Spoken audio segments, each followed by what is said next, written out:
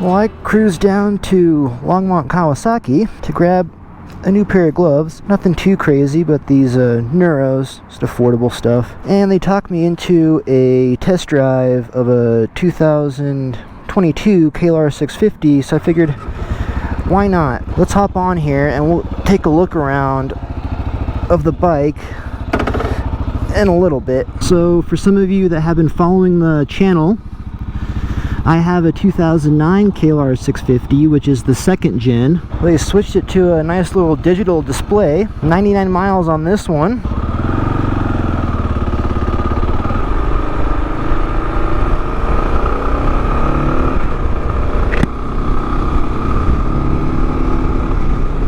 It's smoother. Definitely smoother than my 09. I'm gonna get it out on the diagonal highway headed towards Boulder. We can get it up to a little bit of a higher speed once we get to there. It's a KLR650, so the acceleration's nothing too thrilling. Come on, let's make this light.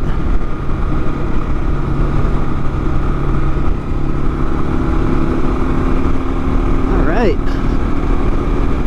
Got the open road for a couple minutes. Man, this thing is much smoother than my 09. And at first I didn't believe Scott, the salesman, when he's like, oh yeah, it's a lot smoother. I'm like, really? I don't know, but it is. It feels nice at 75. Wow. Yeah, I am in fifth.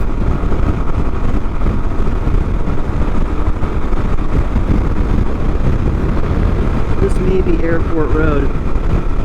Let's see. Yeah, this is Airport. Let's take a right here. The brakes out.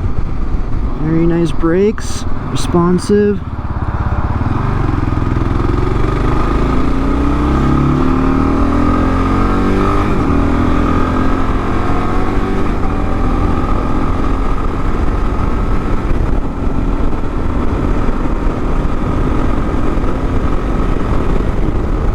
It feels nice. Feels nice at 75, 80. You could cruise on the highway all day on this. I'm going to slow it down because it's definitely not 80 miles per hour here. I've heard some people complaining because they did some kind of vibration dampening on the brackets, so they supposedly bend a little bit. I can't really feel anything, nothing much when I stand on this thing.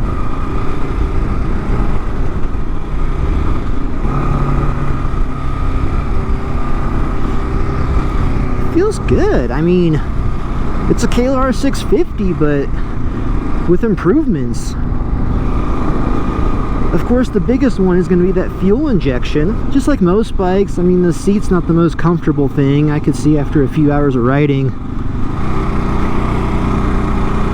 it would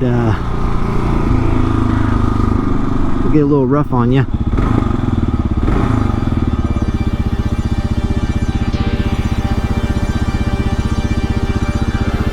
Dun, dun, dun, dun.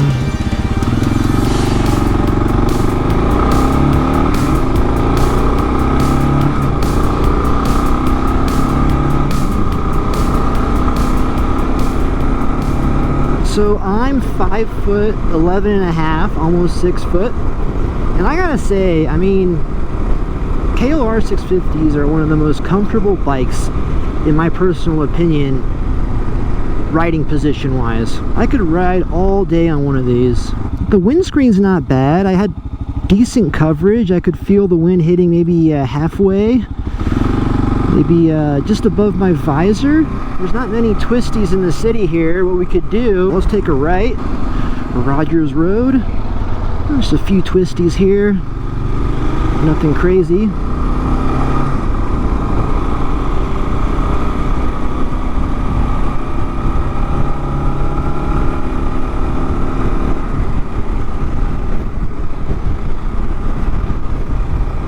I'm assuming the weight of this bike is about the same as mine, 420, 430 pounds.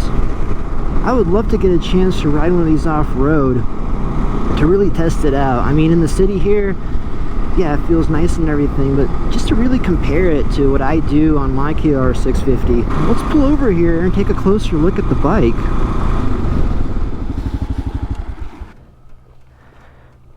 color is okay. I do love the khaki one, or that adventure model, that kind of camo, dark looking one. They've changed a little bit. The tank's a little different, but it's a KLR. I mean, look at it. Look at the engine. That's a KLR650 right there. The fuel injection system. So if you look under here, there's that little rubber vibration thing I was talking about. So you have a little bit of movement in this bracket, which I don't know if that's such a great thing off-road. It's a nice bike. For the price point of these motorcycles, you know, compared to all the other stuff that's out there currently, I think it's a pretty good deal. Suspensions, the front springs, they seem decent. I have progressive springs on mine, so it's a little bit different. The big question is it enough of an improvement for me to sell my KLR and buy one of these? It's tough. It's just, I think it would be if my bike was completely stock.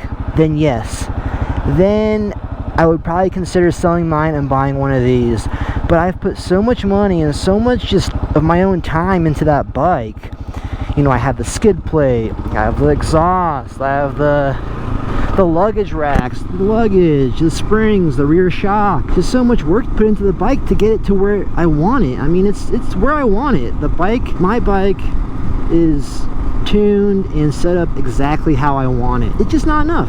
It really isn't. I mean, maybe down the road, once I get up there in mileage on my blue KLR650, yeah, this may be my next motorcycle, a newer KLR650, the 3rd gen. So final thoughts on this bike, I love it. It's a KLR650 with improvements. The fuel injection, it feels much smoother.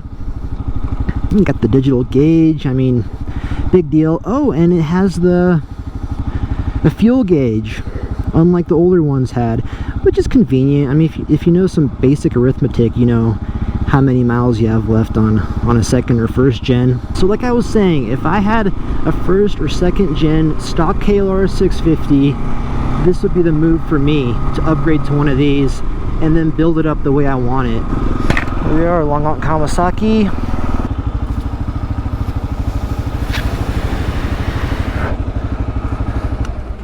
Beautiful. Well, I did enjoy that. That was nice. This is the adventure model I was talking about. It's got that camo up front. Comes with the LEDs, crash bar, side bags. Just a couple little extra things you might want. Well, I hope you guys enjoyed the video. I'll catch you in the next one.